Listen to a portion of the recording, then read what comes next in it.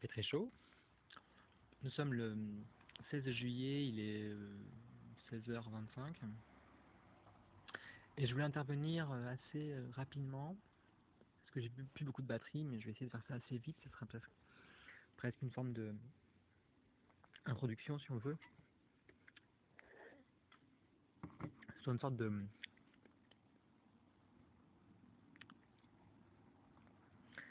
théorie du capitalisme. Moi je m'étais beaucoup appuyé sur la critique de la valeur, qui donc est un courant autour de Anselm Diape, moi chez Poston, Buñuel et Scholz, sur l'idée quelque part que le capitalisme est une sorte de construction sociale, ou plutôt une forme de système de domination un petit peu lié à la marchandise, etc. Et que quelque part, voilà, le travail, la marchandise, l'argent sont des constructions sociales et qui ne sont pas des sortes de réalités naturelles, mais disons détiennent une dimension politique. Pour ça, je suis d'accord avec ça, et en même temps, je vois aussi que ça s'appuie sur une espèce de... Donc ça s'appuie beaucoup sur la pensée de Marx, de Guy Debord aussi, sur le rapport entre travail concret et travail abstrait. Ça veut dire le travail concret des choses un petit peu, et puis de l'autre côté leur équivalent sous une forme marchandable, c'est-à-dire sous la forme argent, quoi. C'est cette tension-là qui est posée. Ce que je présupposais là-dedans, c'est qu'en fait,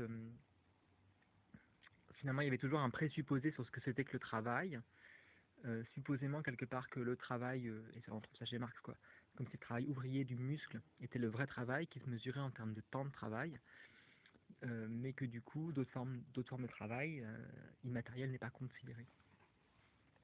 Alors bon, Scholz le considère au niveau du travail lié au travail gratuit, de la sphère réservée aux femmes, mais en fait mon hypothèse là-dedans c'était de supposer, et c'est quelque chose qu'on retrouve plutôt dans le capital cognitif, dans l'action du capitalisme cognitif autour de Poutan, Stigler ou autre, c'est l'idée quelque part qu'en fait le capital il est structuré au niveau du cognitif.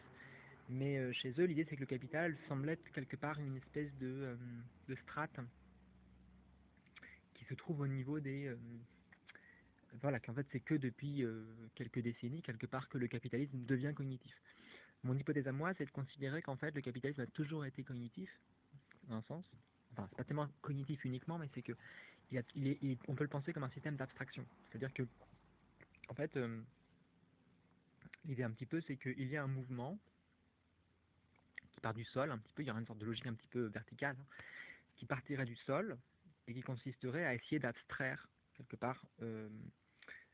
On part un peu de la matière, on part un peu, c'est un binarisme un petit peu, je suis désolé, mais on part un peu de la matière, on part du sol, et on va essayer, en travaillant la matière, de lui prendre des formes de plus en plus abstraites, quelque part. Et que du coup, la question du capital, c'est ce processus d'abstraction. C'est pas que le capitalisme, c'est ce processus d'abstraction, mais en tout cas, il se cale sur ce processus d'abstraction. Il essaye un peu de mesurer ou d'industrialiser quelque part ce processus-là. On pourrait supposer un petit peu qu'il y a ça, que moi l'idée un petit peu c'est que toute activité, c'est une proposition ici, toute activité, en tout cas celles qui sont travaillées par le capital, mais même aussi celles en général, on pourrait supposer, consiste à être une activité de symbolisation. C'est-à-dire que quand je vais faire quelque chose, je fais quelque chose pour le symboliser, pour essayer de l'abstraire, d'en abstraire quelque part les logiques formelles, en fait. Dans ce rapport-là, quelque part, l'activité sociale peut être vue comme des logiques d'abstraction. On essaye de symboliser quelque chose, de les rendre de plus en plus formelles, quelque part.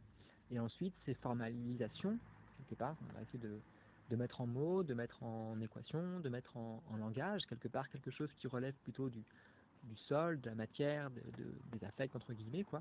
Et ce processus-là consiste progressivement à abstraire quelque part un petit peu disons le réel immédiat, quoi, pour en faire une sorte de formalisation. C'est un processus comme ça de formalisation qui apparaît. Ce processus-là, quelque part, qui serait presque une sorte de loi anthropologique ou ontologique, je ne dis pas que ça l'est, mais je dis que c'est un peu une hypothèse.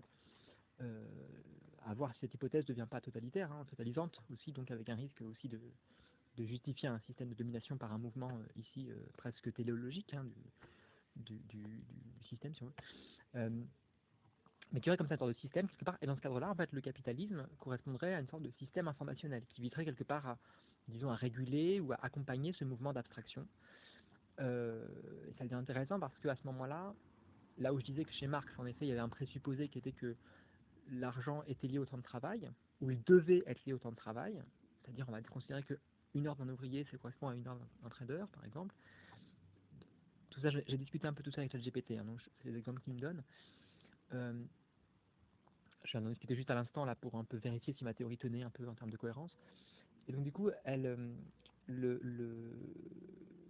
l'idée un petit peu ici, c'est que même si en effet ça paraît juste, en effet sur un plan, disons, politique, sur un plan, disons, un peu de la République, que finalement chacun doit être payé, voilà, bon, selon une logique chronologique, c'est aussi une sorte de rabattement sur quelque part une certaine mesure du temps, qui est aussi une abstraction, hein, qui est la mesure du temps de la montre, le temps chronologique. On va s'aligner sur un temps chronologique.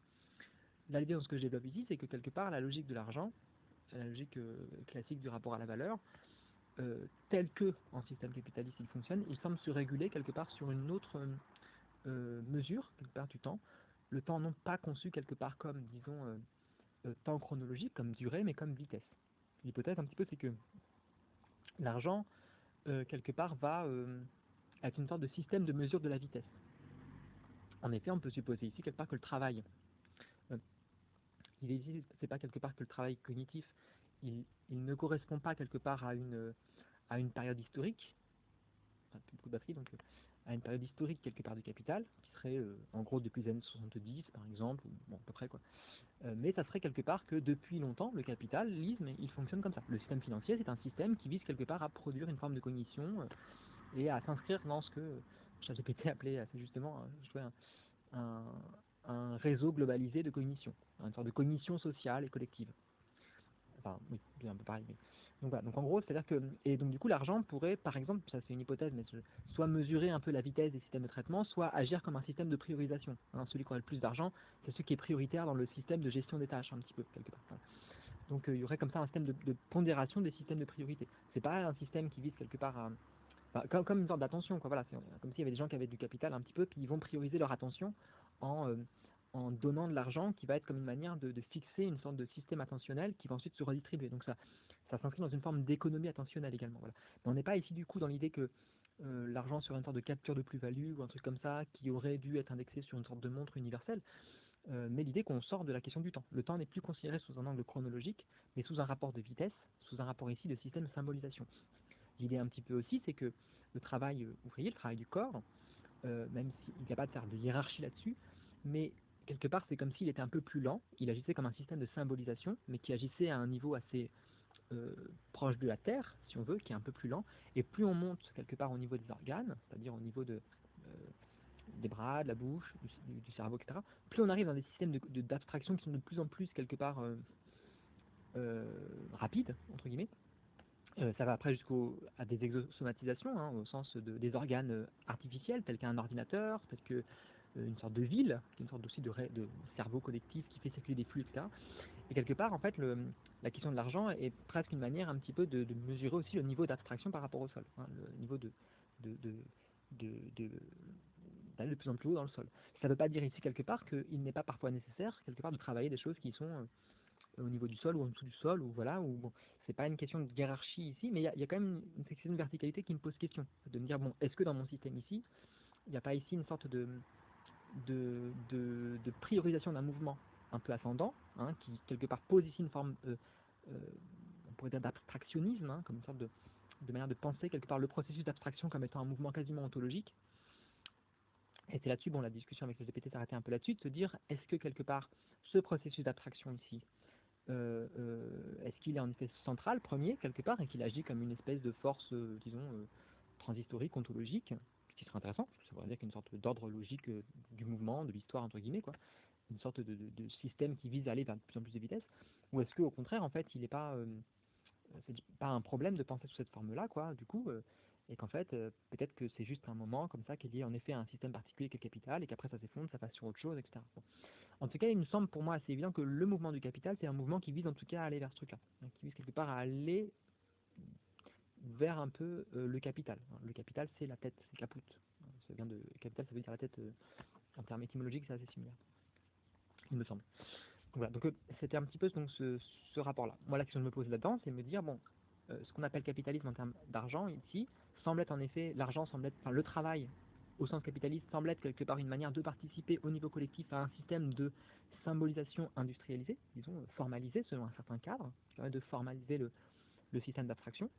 Euh, L'argent semble être un système quelque part qui vise quelque part à indexer des systèmes de priorité, mais qui ne seraient pas liés au temps chronologique de travail, mais plutôt quelque part à des espèces comment dire, de niveau de vitesse de symbolisation. Hein. Quand je dis symbolisation, c'est vraiment presque au sens psychanalytique. Hein. Ça veut dire on a une sorte de forme qui n'est pas formalisée, qui est dans le corps, qui est une tension, un affect, quelque chose qui est dans la matière, si on veut, et on essaye d'en abstraire quelque part les formes sous-jacentes. C'est un peu ce rapport-là. Euh, euh, les mathématiques joueraient un rôle énorme là-dedans, parce que c'est vraiment un niveau d'abstraction très élevé aussi, donc en fait les mathématiques auraient un rôle très important dans ce rapport-là aussi. Euh, les mathématiques seraient aussi une forme d'abstraction, du coup, un petit peu. L'idée du coup là-dedans, ça veut dire aussi que le capital agit en effet comme un système anthropologique assez général, qui vise en effet à construire une forme de cognition généralisée. Voilà. Bon, c'est déjà un peu ce que j'ai dit du coup.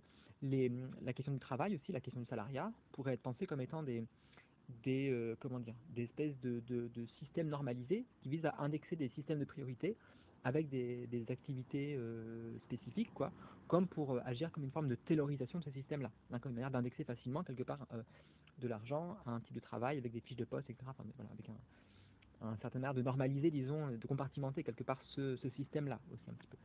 Mais ça voudrait dire aussi quelque part qu'on peut aussi proposer des formes de travail, des formes d'abstraction, des systèmes d'abstraction, par exemple dans l'art, hein, dans certaines formes d'art, ou enfin même dans l'art en général, mais que l'art pourrait être vu comme justement des manières d'abstraire, on parle d'un système qu'on abstrait, de la philosophie, des choses comme ça, qui pourraient aussi quelque part produire aussi des formes de priorisation, en fait, quelque part.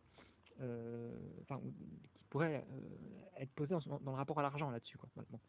Voilà, la question que je pose maintenant, en effet, c'est est-ce que du coup la question de l'argent permet vraiment de financer correctement ce système d'abstraction ou pas? Est-ce que ça ne permet pas on va dire, de rémunérer ou de montrer certains types d'abstraction et pas d'autres? Comment ça, enfin, voilà, moi j'ai l'impression que ce système, en fait, du capital, il est aussi un peu imparfait parce que même si quelque part ce mouvement-là, soit il n'est pas ontologique et dans ce cas-là, le capital c'est juste un moment de tous ces mouvements, soit quelque part c'est un mouvement qu'il capte mais qu'en partie, du coup. Et que du coup, on pourrait poser d'autres systèmes qui permettraient de le dépasser, de penser une sorte de post-capitalisme formel sur ce rapport-là.